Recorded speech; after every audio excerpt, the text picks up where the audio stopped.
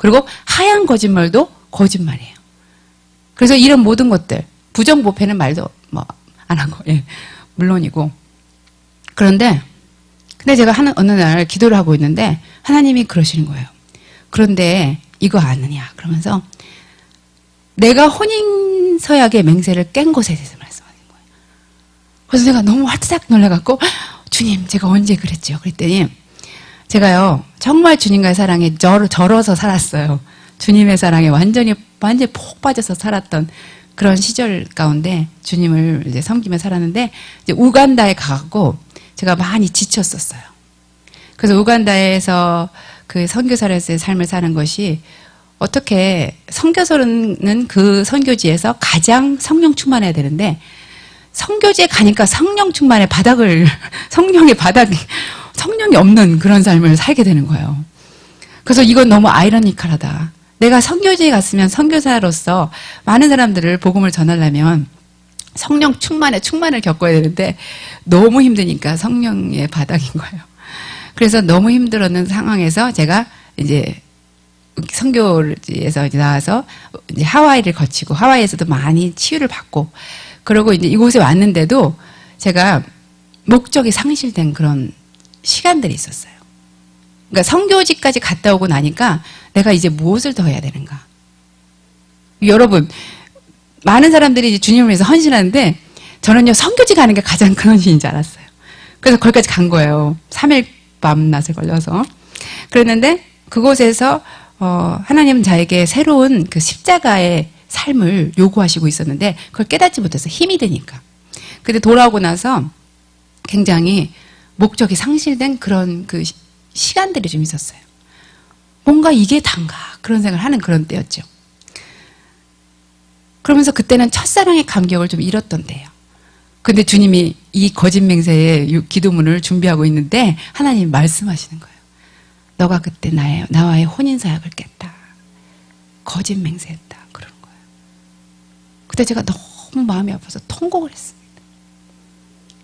아 주님 내가 주님과 결혼했는데 내가 잠깐 방심한 사이에 내가 그 맹세를 깼군요. 그러면서 거짓 맹세는 단순히 거짓말하고 단순히 과장되고 그런 것보다 가장 중요한 거는 너와 내가 그 혼인 거야. 그거를 깬 것에 대해서. 그래서 얼마나 밤새 지금도 그 생각이 나요. 통곡을 하면서 주님 제가 그 첫사랑의 기억을 잊었다고 그 감격을 잊었다고 그렇게 고통스럽게 기도한 생각이 나는데요.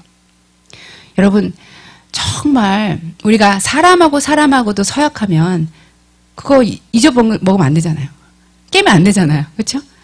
하나님과의 서약은 하나님은 너무나 진실되게 그것을 가지세요. 진실되게 그것을 취하세요. 전혀 하찮게 여기지 않으세요. 너무 귀하게 여기시는 거예요. 그래서 그런 부분까지 세세하게 말씀하시고 그렇게 하시는 거거든요. 근데 며칠 전에 우리 해나 전사님께서 EM을 이렇게 인도하시는데 그때 그 본문이 뭐였냐면 베드로가 주여 내가 죽기까지 주를 따르겠나이다. 그 본문이었어요. 그럴 때 예수님께서 아니다 네가 닭이 울기 전에 3번이나 부인하리라. 그 대목 아시죠? 그것을 우리가 같이 나누고 있었는데 우리 해나 전사님이 이렇게 얘기하시는 거예요. 막 기도하다 보면은 그분의 친밀함이 몰려오니까 여러 가지 고백을 하게 되잖아요. 그러면서 여러 가지 로맨틱한 고백도 하게 되잖아요. 그러면서 그 고백이 약간 오버될 때 있잖아요. 그래서 이것도 얘기하고 저것도 얘기하고 그 기분에 막 고백하지 않습니까? 근데 하나님이 그 다음날 얘기하시더래요.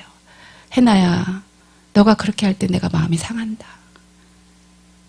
왜냐하면 너가 그것을 이행하지 않을 때는 나는 마음이 상한다. 그걸 얘기할 때 제가 너무 마음이 감동이었어요. 그렇구나.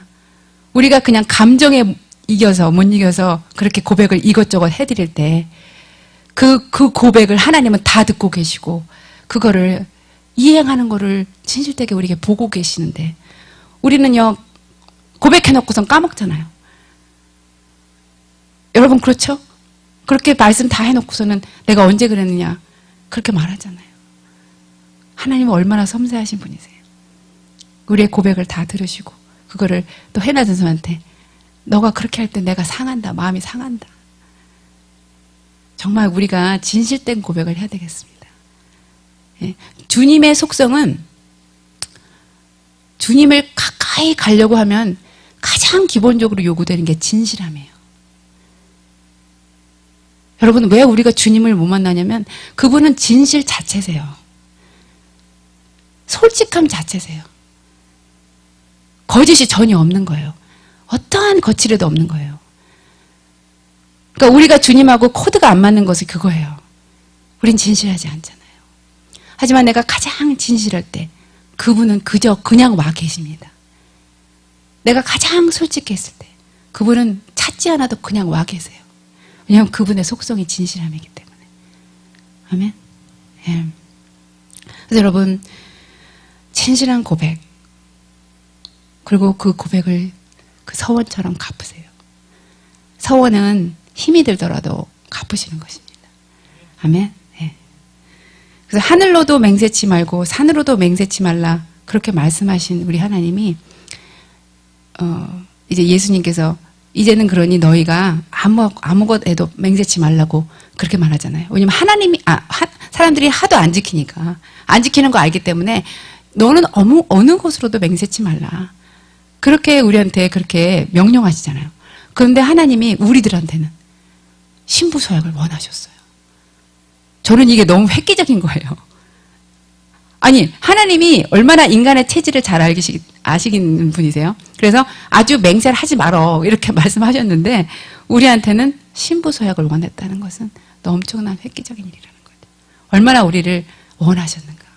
얼마나 우리를 취하시기를 원하셨는가. 그걸 알게 되는 거예요. 그래서 하나님이 모세 때 시내산에서 주의 백성을 맞선보고 싶어 하셨잖아요. 그렇지만 그것에서 주님은 실패하셨습니다. 그런데 이제 새 언약의 백성, 그에게 요구하시는 거예요. 내가 너희들과 대면하기를 원한다.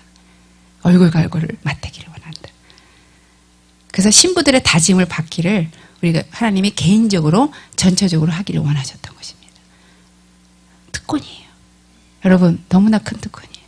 넌 신이잖아 죽겠어요.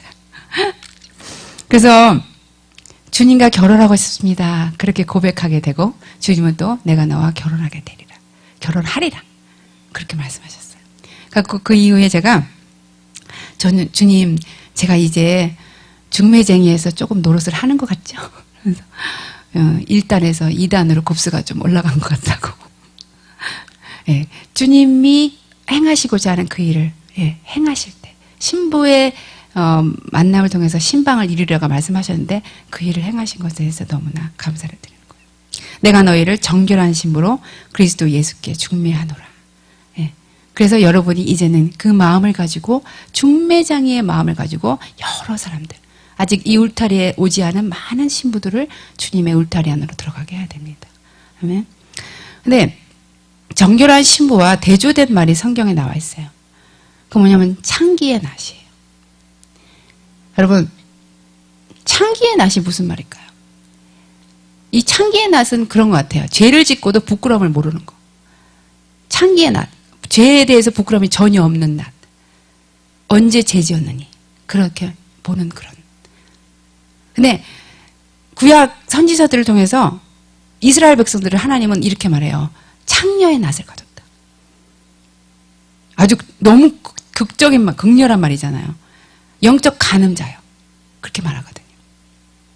죄를 짓고도 부끄럽지 않고 대낮에도 죄를 벗어지시는. 근데 요즘에 우리가 이 소식을 들어보면요. 퍼블릭스쿨에서 화장실에서 옛날에는 죄를 졌대요. 왜냐면 숨겨야 되니까 그래도. 근데 요즘은 버젓이 소다 머신 옆에서 다 나와서 죄를 짓는데요.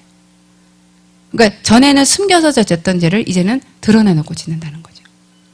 근데 어떤 목사님이 이런 얘기를 하셨어요.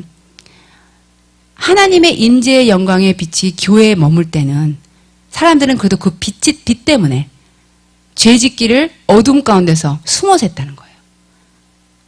근데 교회의 영광이 떠나고 나니까, 교회의 영광의 빛이 떠나고 나니까 사람들은 이제 버젓이 나와서 드러내놓고 죄를 짓는